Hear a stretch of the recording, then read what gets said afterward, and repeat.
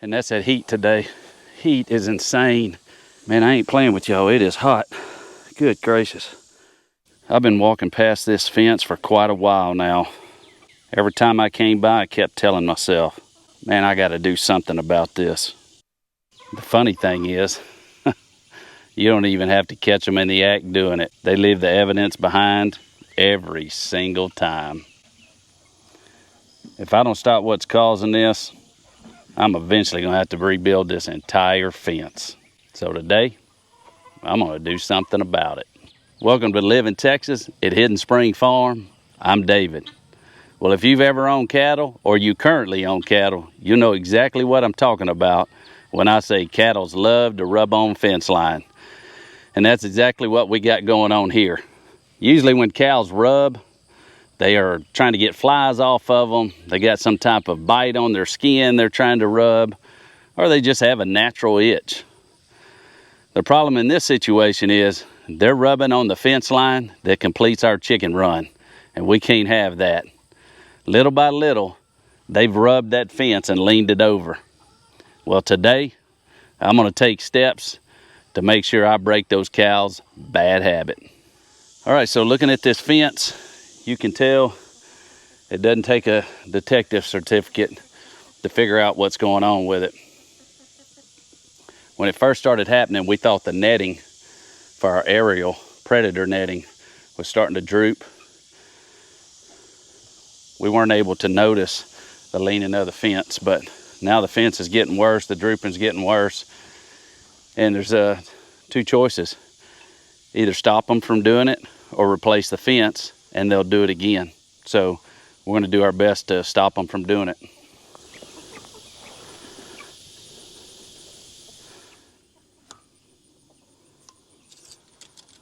I love owning cows, but boy, they're a lot of work that don't have anything to do with them directly other than what the problems they caused. You can see Miss Cadence, she's over here behind me over here, not behind me, but beside me. And she's the one that has some type of cancer in her nasal passages that we're dealing with. So you might hear her breathing a little bit.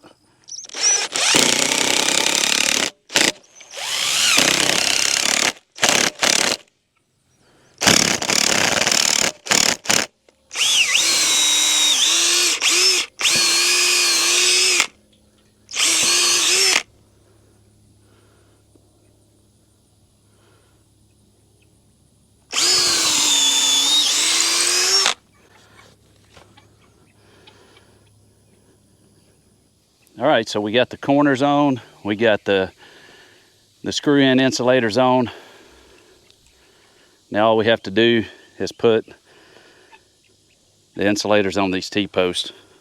So since the posts are so far in, leaning, and I do not know how these are gonna work exactly on it with this fence, I decided to use the extended parts, the extended ones I should say, and I did the 5-inch extensions on these. Some of them might be just a little bit different on their spacing, but that's because of the fence.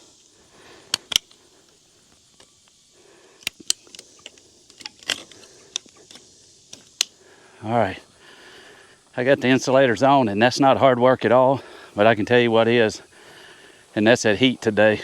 Heat is insane here in Texas. Man, I ain't playing with y'all. It is hot. Good gracious. All right, I had an idea about running this wire this way, and I don't know if it's gonna work, but we're gonna find out. It doesn't like doing 90s around this ceramic stuff. And it ain't liking that at all.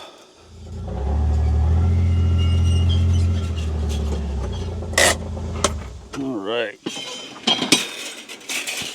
Let's see if we can get it moved this time.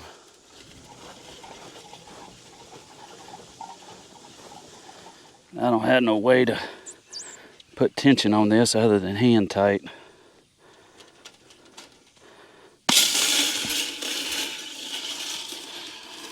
that should be good enough, because this wrap right here was taught to me by a very professional fence installer.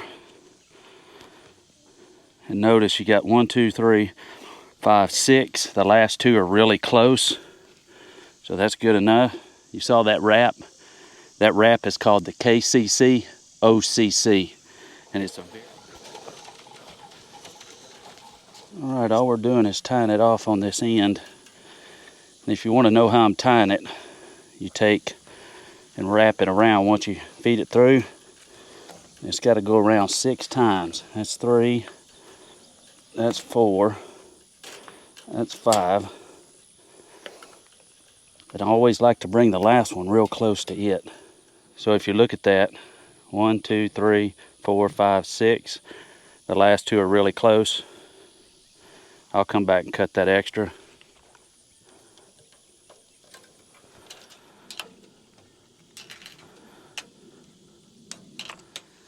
All right, the wire's up.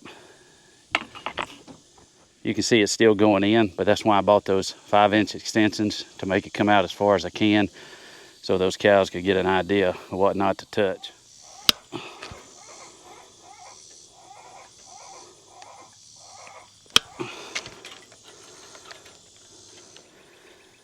All right, I got the hot wire coming in. I got to connect it out there. And then I got a jumper wire to jump the bottom line.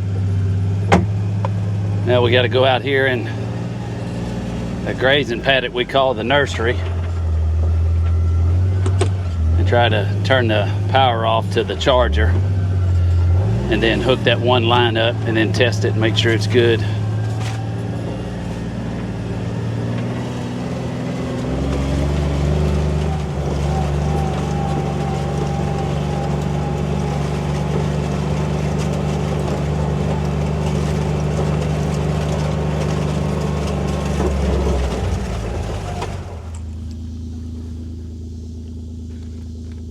Now I hadn't trimmed this grass in a while, but luckily I got this one running up top, so it shouldn't diminish it too much.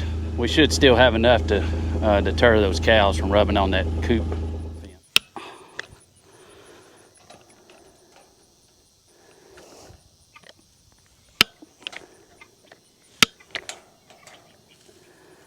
All right, that's on there. All right, let's get it turned back on. All the way down there to the cows. Let's check it real quick. 7,300, 72, 72, 72. So 7,200, that's enough to keep them off. Let's go check and see what we got where we installed the new wire. All right, let's see what we got. This wire should be hot, both of them. Get the ground in. Let's check the bottom one. 75. Ooh-wee. That's better than the other one. Check this one. 75. So they both have 7,500 volts going through them. They touch it now, they're going to say, "Ow, David, that hurts." Hey, listen, I told you guys a while ago that wrap was called the KOOCC by a well-known professional fence installer. And I was just joking with you guys. It means keep cows out of the chicken coop. And it was made up by me, so I don't want y'all going looking for it on the internet. It is hot out here, folks. Well, there's one thing this farm's taught me, and that is most of your expensive projects don't start out expensive. They start out with things like this: leaning fence, a broken board, a drip somewhere. And you always tell yourself you're going to get to it later, and the next thing you know, you got this big expensive fence to repair. It takes days to do it, when I can just get out here and knock it out like this, even if it's hot, it is hot as it is. And folks, it is hot, boy, it's hot. So I hope these girls find another post that they can lean on and scratch. I certainly don't think they're going to be leaning on this one anytime soon. If you guys dealt with cows leaning on your fence before, or knocking down fence where they're scratching and things like that, let me know in the comments. I always like to learn from folks that have been through it and dealt with it before in the past, would you have done this same thing that I did right here, or would you have repaired the whole fence? Let me know down in the comments. That's going to do it for this one on a hot Texas day. We appreciate you guys joining us. We'll see you on the next one. You guys have a blessed day.